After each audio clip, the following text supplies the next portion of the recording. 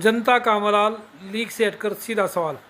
आज बात करते हैं स्माइल फाउंडेशन की अध्यक्ष एडवोकेट सुनीता सिवाच से कि हरियाणवी संस्कृति को बढ़ावा देने के लिए क्या किया जा सकता है। हरियाणवी संस्कृति को मजबूत बनाने के लिए हरियाणवी कलाकार किस तरह अपनी भूमिका निभा सकते हैं, इसी को लेकर बात की जाएगी। और साथ ही यह भी देखा जाएगा कि पाश्चात्य सभ्यता का अनुकरण कर रहे युवाओं को किस तरह हरियाणवी संस्कृति से जोड़ा जाए। स्माइल फाउंडेशन हरियाणवी संस्कृति को एक बार पुनर्जागृत करने के लिए नया प्रयास करेंगे। नए कलाकार आएंगे, अपनी प्रस्तुतियाँ देंगे। फाउंडेशन किस तरह के प्रयास कर रही है, उसके अध्यक्ष से इस बारे में बात करते हैं। मूल रूप से हरियाणवी संस्कृति को आज किन तथ्यों की जरूरत है, इस पर भी गौर करना बेहद ज़रूरी है। मैडम, स्वागत है आपका। धन्यवाद। जिस तरह का आयोजन आप कर रहे हैं, तो इसके अंदर वर्तमान में जो विकृतियाँ आई हैं हरियाणवी संस्कृति में, लोकगीत लगा लीजिए, उसके अंदर क्यूआरसी बोलते हैं, तो उससे हरियाणवी संस्कृति को बोठेस को चाहिए। तो इसको सुधार के लिए क्या जरूरी है? सर, मैं तो ये कहूँगी कि केस पहुँची थी पहले, अब फिर हमारा युवा दोबारा हमारी संस्कृति की ओर आ रहा है। क्योंकि मैंने काफ़ी सारे प्रोग्राम किए और काफ़ी सारे मेरे जो हैं बच्चे हैं, युवा हैं, उनसे बात की है, तो बड़ा अच्छा लगता है कि वो दोबारा हमारी संस्कृति में दोबारा आ रहे हैं, वो उसको अपनाने में गर्व फील कर रहे हैं। तो बीच में हो गया था कि बच्चे हमारे पाश्चात्य की ओर जा रहे थे, बड़ा दुख भी हो रहा था इस बारे में कि जान के सुन के कि हमारी संस्कृति को छोड़ के और हम दूसरों की संस्कृति अपना रहे हैं। और अच्छी बात है कि हर एक कोई भी देश ऐसा नहीं है जिसमें हमारी संस्कृति जैसी कोई संस्कृति है। पाश्चात्य लोग भी हमारे भारत में आके हमारी भारतीय संस्कृति को अपना रहे हैं। तो हमारा इसमें एक छोटा सा प्रयास हम समय समय पर करते रहते हैं कि हमारे युवा जुड़े रहें उसमें और हमारे बुजुर्गों की चीज़ों को अपनाते रहें।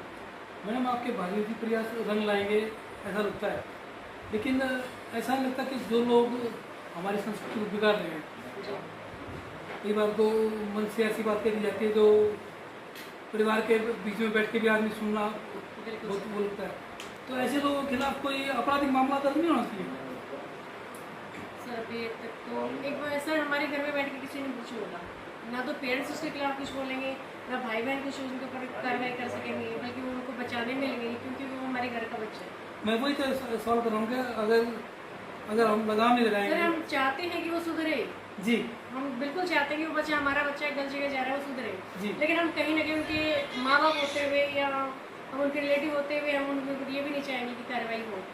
लेकिन मैडम, तो सर हम उस पर बीच में फंस जाते हैं। तो मेरा सवाल तो है कि अपने को अपना घर सुधारना है, तो कहीं ना कहीं कड़े कदम भी उठाने पड़ेंगे, कहीं ना कहीं खरबाट भी हमारे लेनी पड़ेगी। बिल्कुल लेनी पड़ेगी। तो उसके लिए हम कभी कभी लगा भी देते हैं बच्चों को, क्योंकि हरियाणवी लोग का भी मन सजते हैं, तो आजकल सस्ती लोकप्रियता के लिए, अपने टीआरपी बनाने के लिए या आर्थिक रूप से सक्षम बनने के लिए आदमी लाइन से हटा हुआ है। बिल्कुल हटा हुआ है सर, मैं आपकी बात से बिल्कुल एग्री हूँ। और पहले पंजाब के बारे में कहा जा रहा था कि वहाँ पे नशा ज़्यादा है जी, नशे की साड़ी हो गया हुआ है। लेकिन हरियाणा में नशा नहीं, हमारी संस्कृति को विकसित करने के लिए, क्योंकि सर इसमें एक हमारे कलाकारों का भी बहुत बड़ा योगदान है। मतलब अगर वो वाहियात गाने ना बनाए, वो वर्ड यूज़ ना करें, तो काफ़ी कुछ सुधार हो सकता है। जो मैंने देखा कि सांग है हमारा एक हरियाणवी जो संस्कृति में एक सांग रागनी कुछ है। जी जी, मैंने एक दो बार मैं वहाँ गई और सांग में मैंने देखा कि सभी मेल मेंबर बैठे और वो इतने वाहियात वर्ड यूज़ कर रहे हैं कि एक महिला या कोई रिलेशन में बैठ नहीं सकता। जी। तो हमारे हरियाणवी कलाकार भी अगर इसमें टोटली पूरा योगदान दें तो काफ़ी हद तक सुधार हो सकता है इसमें। लेकिन मैडम, सवाल वही है कि कलाकार तो जो रागनी गाते हैं, लोकगीत गाते हैं, वो तो केवल गाते हैं, जो लोग लिखते हैं, राइटर जो है, लगाम तो उन पे भी लगनी चाहिए ना। बिल्कुल लगनी चाहिए सर। सर, शुरुआत तो वहीं से है। शुरुआत तो वहाँ से है, शुरुआत बेसिक तो वहीं बिल्कुल बेस तो वहीं सर। से है। जी, बिल्कुल तो सर। ऐसे उसमें मैडम क्या प्रयास किए जा रहे हैं, क्या समझते हैं कि कैसे लगाम लगे? सर, लगाम तो एक एक तो कलाकार हैं, जो राइटर हैं, वो हमारी संस्कृति के ऊपर थोड़ा सा विचार करें कि हम युवाओं को बिगाड़े ना, उनको सुधार की तरफ लेके जाएं। और हमारे पेरेंट्स भी हैं कि वो उनको चैनल एक कुछ काफ़ी हद तक सर योगदान टीवी चैनल्स का भी है। ये जो मीडिया जो हमारे कोरोना के टाइम फ़ोन हाथ में आया, बहुत कुछ योगदान इसका भी है। तो सर वो तो सब एक बंदा कुछ नहीं कर सकता सर, इसमें सबको ही आना पड़ेगा, सबके सहयोग से ही हम कुछ कर सकते मैडम ज्वलंत विषय यही है कि हमारी संस्कृति विकृत हो रही है, और जब विकृति की ओर जाते हैं तो उसके अंदर सुधार के बिना उसको आगे ले जाना बहुत मुश्किल है। हैं। बिल्कुल सर। तो हमें कलाकारों पर भी लगानी होगी और कड़ाई से लगानी होगी। जो मंच सजते हैं उसके ऊपर रिस्ट्रिक्शन होनी चाहिए कि इस लाइन से हटके आप कुछ नहीं बोलेंगे। सर शुरुआत कहीं ना कहीं से तो करनी जी। पड़ेगी, एक बंदा करेगा फिर 2 करेंगे, उसके साथ फिर 4 आएंगे, तो शुरुआत अगर हमने कर दी है तो मेरा मानना है कि धीरे धीरे लोग समझेंगे और इसकी ओर उस पर प्रयास किए जाएंगे। प्रोग्राम यूथ फेस्टिवल जब भी आयोजित होते हैं तो उसके अंदर एक मर्यादा की बात कही जाती है, लेकिन पूरे कार्यक्रम के दौरान 1-2 ऐसे होते हैं जिसमें मर्यादा तार-तार हो जाती है। उसके अंदर योगदान कलाकारों का है, छात्रों का है या शिक्षकों का है?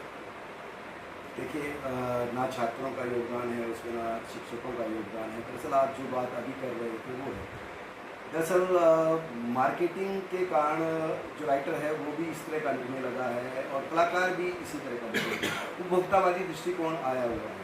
दरअसल हमें अपने मूल विचार पर जाना पड़ेगा, जहाँ हम जय जवान जय किसान की बात करते हैं। दरअसल वो हरियाणवी संस्कृति और हरियाणा के लिए है। यहाँ का जवान न केवल खेतों में काम करता है बल्कि वो देश की रक्षा भी करता है।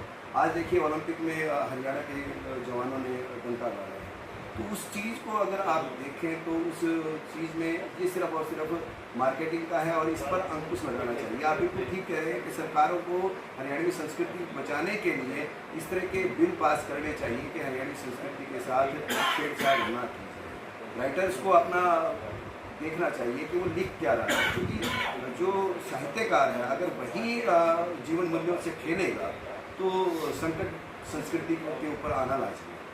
जी मैडम, सांस्कृतिक प्रदूषण हरियाणवी कल्चर में ज़्यादा हो रहा है। जी सर। अब आप अगर राजस्थान में या उसमें देखें तो उसमें बहुत कम है, बिल्कुल सर। तुलनात्मक रूप से देखें तो बहुत कम है। तो इस सांस्कृतिक प्रदूषण को खत्म करने के लिए पारिवारिक तौर पर, स्थानीय तौर पर क्या कदम उठाए जा सकते हैं? सर पारिवारिक तौर पर जैसे हम प्रोग्राम करवा रहे हैं या कल्चर है, जैसे कोई भी हमारे त्यौहार हैं उन पर अगर पारिवारिक प्रोग्राम किए जाएँ तो उसमें बढ़ावा मिल सकता है।